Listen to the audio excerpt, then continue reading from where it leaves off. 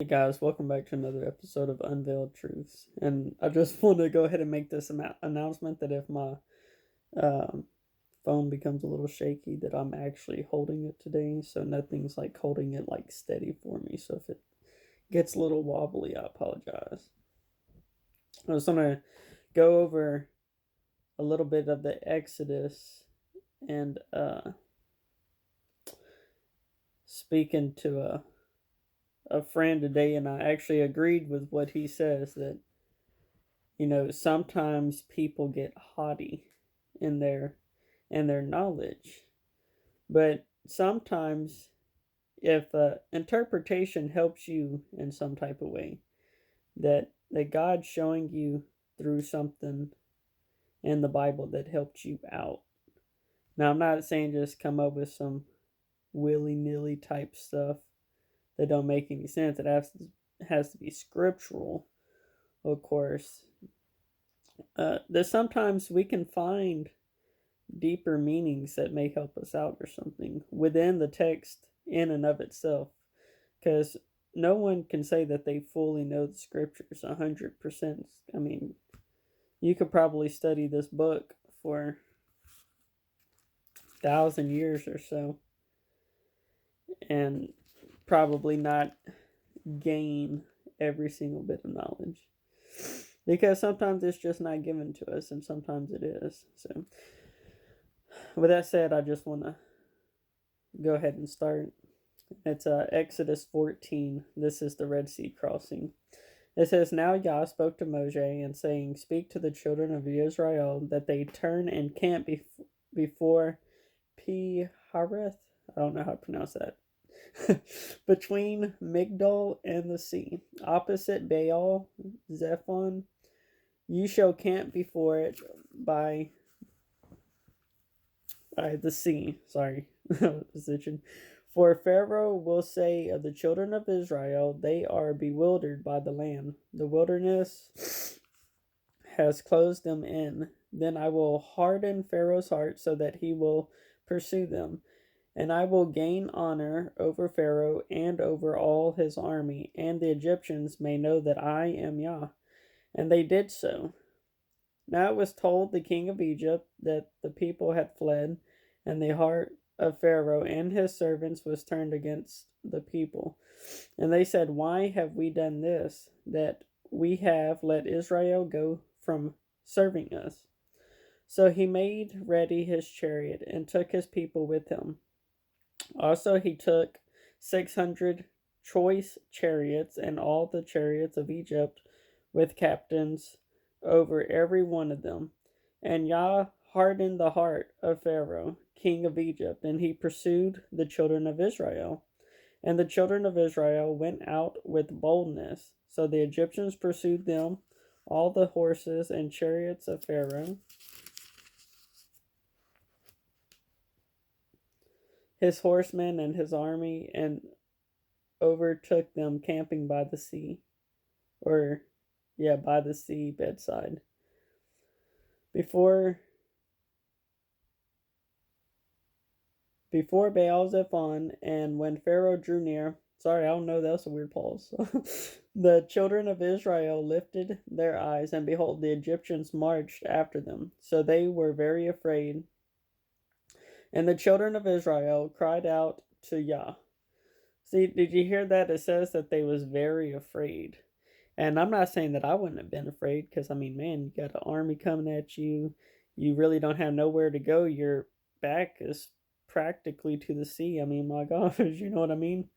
But even after we've already seen the the plagues and know what happened to the firstborn, I think it was the men children of Egypt, the spirit, there was a certain spirit that was commanded to go and take their life, except for those of Israel. And how did the spirit know? It told them to put uh, lamb blood on their doorpost so that the spirit would pass by.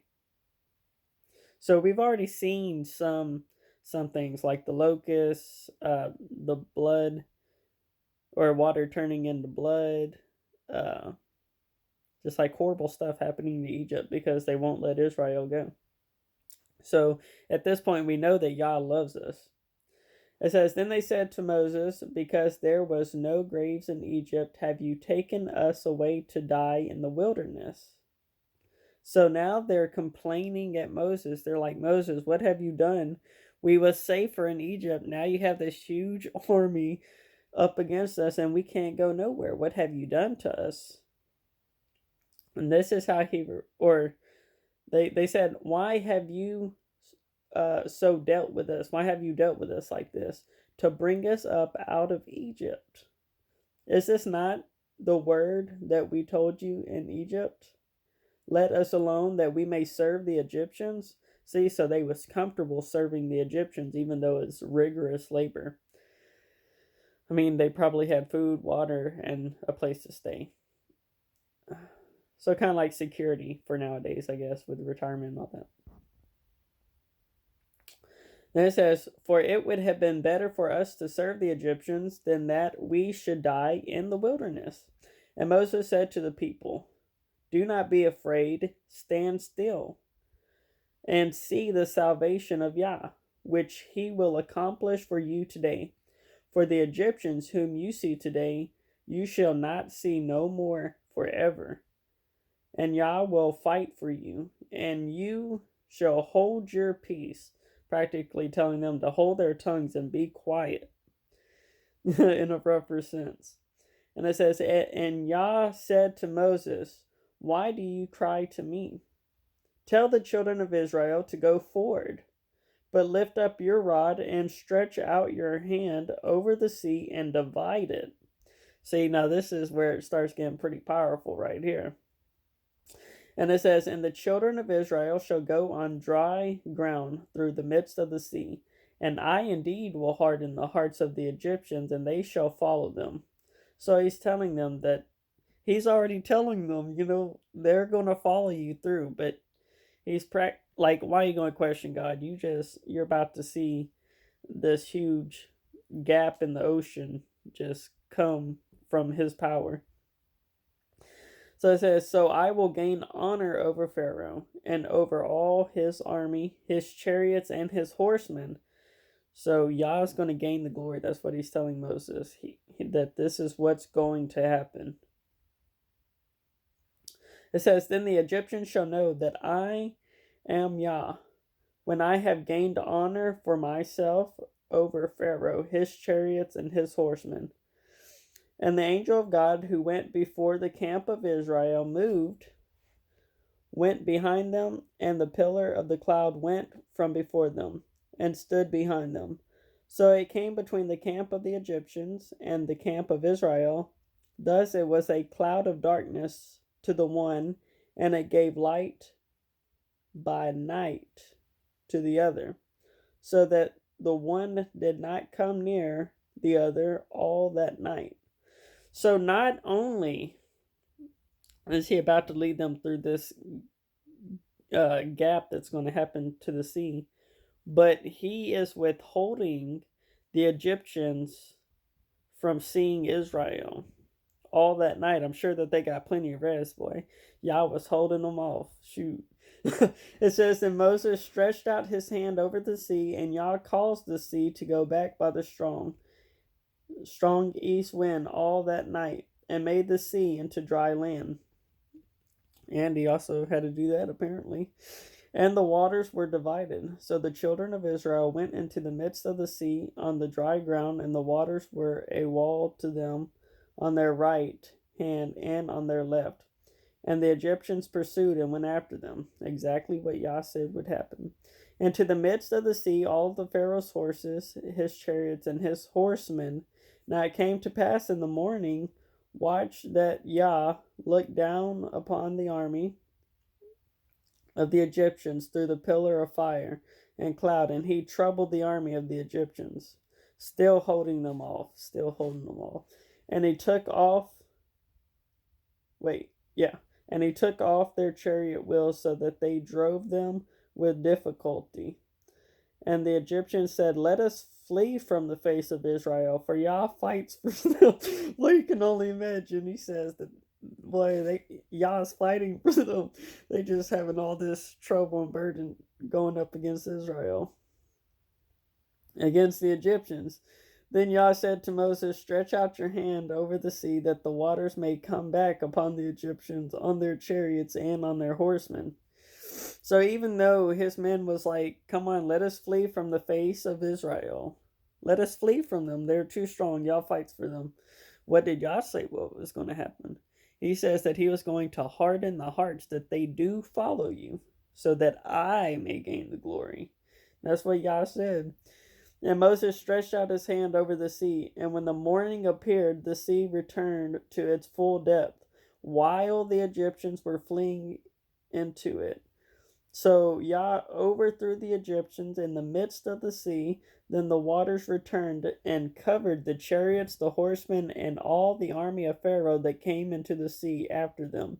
Not so much as one of them remained.